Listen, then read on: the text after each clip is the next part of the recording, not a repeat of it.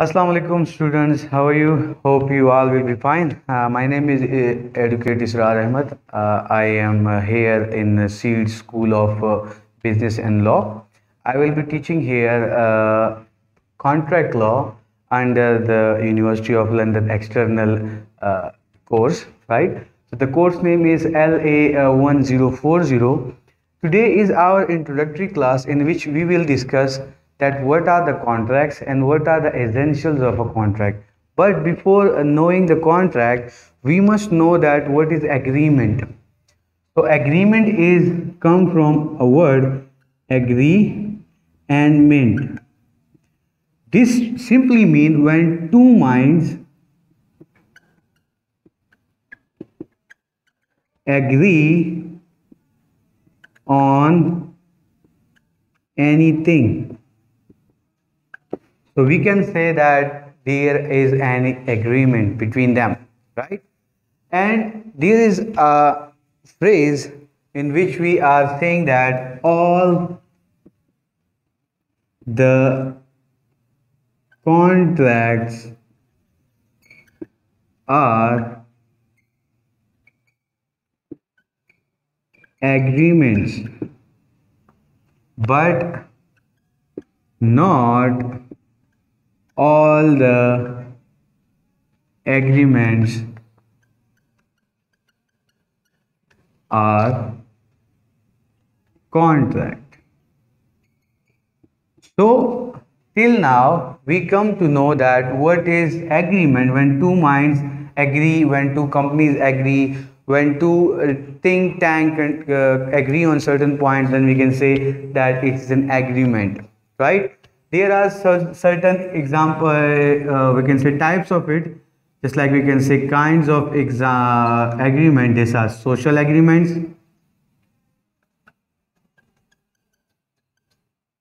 domestic agreement like social, right?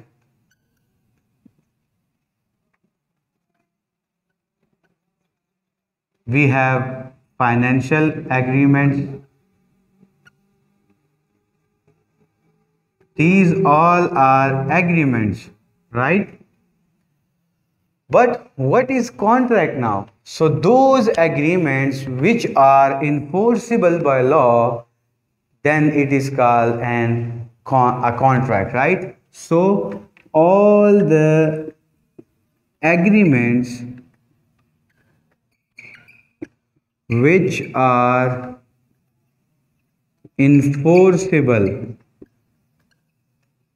by law,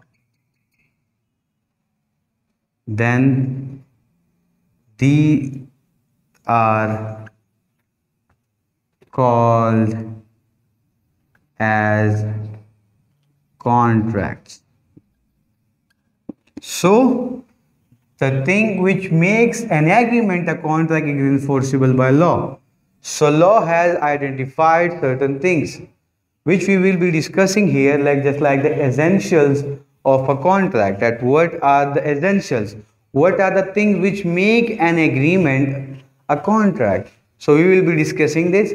This is a simple definition of contract, that all the agreements which are enforceable by law are called as contracts, right?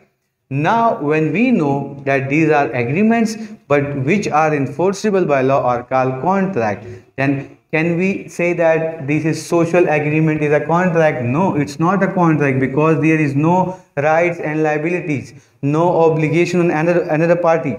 Just like we have a social agreement, a meetup of friends, and we decided we all will meet in a restaurant at 6 p.m. But one of the friend is not attended that, then we cannot sue them. We cannot have plea against them that they should give us the remedy because our right is infringed. No, it's a social agreement. It has not enforceable by law. But when the agreements which are enforceable by law and fulfilling all the essentials of a contract, then we can sue the other party. So moving further, we will be discussing now that what are the essentials of an contract. So firstly, we have to make a contract, so we have to do one thing: offer. One party must offer something to the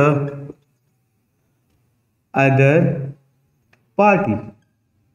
So without an offer, there is no contract, because agreement will come when there is offer, and other one, the second party, will accept it. So after the offer, we have acceptance,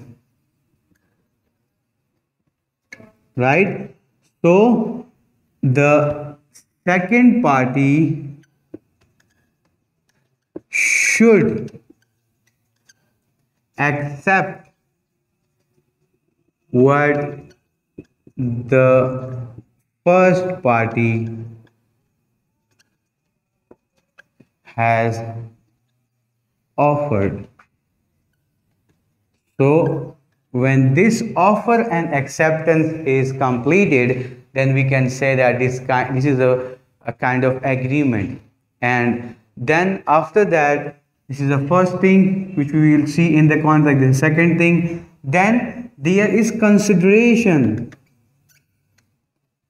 There must be consideration, something tangible,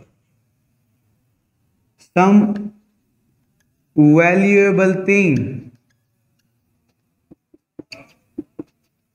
For example, let me give you a simple example of a contract. This is A and this is B, right?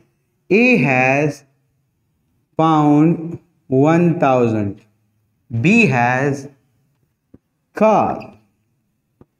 A offer him that I want to buy this car from you on 1,000 pounds, right?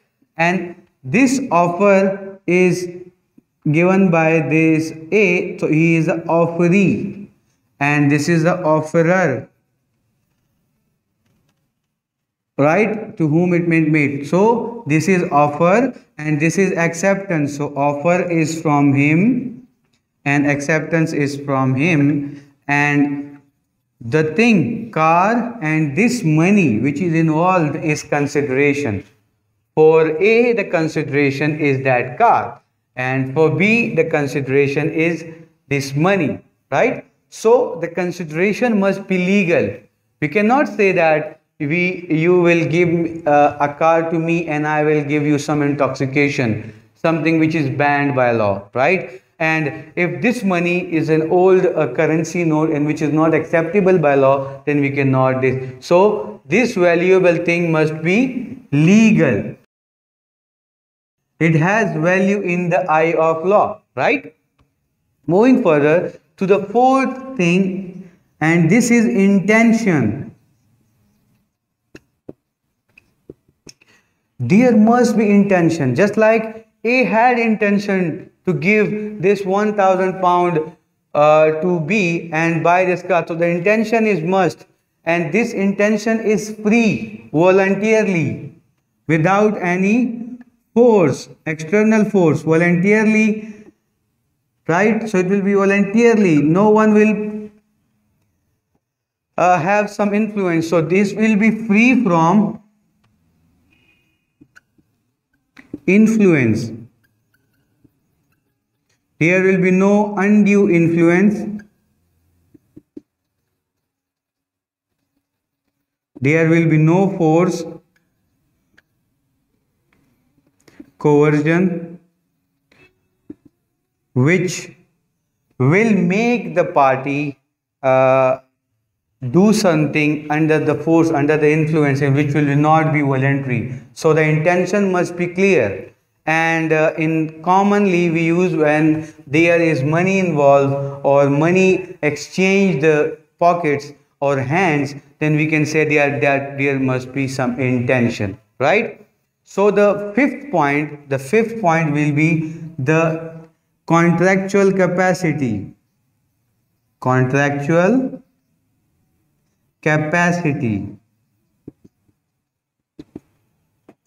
There must be capacity of a person to enter into a contract, which means that he should be major, sane. So he must be major, sane, right? And he must know what he is doing. So knowledge बहुत must हो जाएगी. So there must be knowledge. So contractual capacity is damaged when we have a contract with a minor, lunatic, or some special person who doesn't know that what is the value of this contract. So these all four essentials will be present, then we can say that there is a contract, right? So the first one is offer. There must be an offer. Just like in this example, we have seen an offer from A with 1,000 pounds to B to buy a car. Then B accepted it. So there is acceptance. Moving further, we have seen that there is legal consideration. 1,000 rupees and car are legal consideration. Then we have seen that it is voluntary and it is without any force, undue influence, coercion. It was free from them. Total voluntary offer and voluntary acceptance. So we can say that there is intention as well. Moving further, we have the contractual capacity. So these both are major. They have the capacity. I want to include something here in the contractual capacity, that they are the real owner. Ownership is very important. If I am not the owner of this money and I have steal something, then I cannot do this contract. And if I am not the owner of this car, then I cannot do this thing. So the contractual capacity is very important. This was the simple first, we can say, the lecture in which we have started the contract, that what is a contract. Firstly, we know about the agreement, the two minds agree on certain thing. Then we have come to contract, that all the agreements are contract, but all the contracts are not agreements. So these are the things which we have discussed. Then we have known the contract, that it is the agreement which are enforceable by law, and law demand these sort of things which we have placed on we can say example, right? So these are the things in which moving further from the second, third and fourth class we have to know that offer, and what is offer, what is invitation to treat, what is auction, what are advertisement. These all the things will be known, that offer, how it is made, and then acceptance, it is implied acceptance, expressly acceptance. What kind of acceptance is it? Consideration, lawful consideration, future consideration, past consideration, present consideration, right? So we can see tangible, intangible consideration. We will discuss this in detail. Intention, we will know about intention and how it is voluntarily or not voluntary, undue influence, force, coercion, influence, all the things will be discussed, and we will know during this chapter that how in different scenario the intention came out, right? Then we have contractual capacity, that what is contractual capacity, how major and sane person can do contract, and what are the rules for minor, lunatic and special persons, and what is the ownership which have certain things in this contract. So that's all for today. Inshallah, in the next lesson we will know about offer and how it is made. Thank you so much.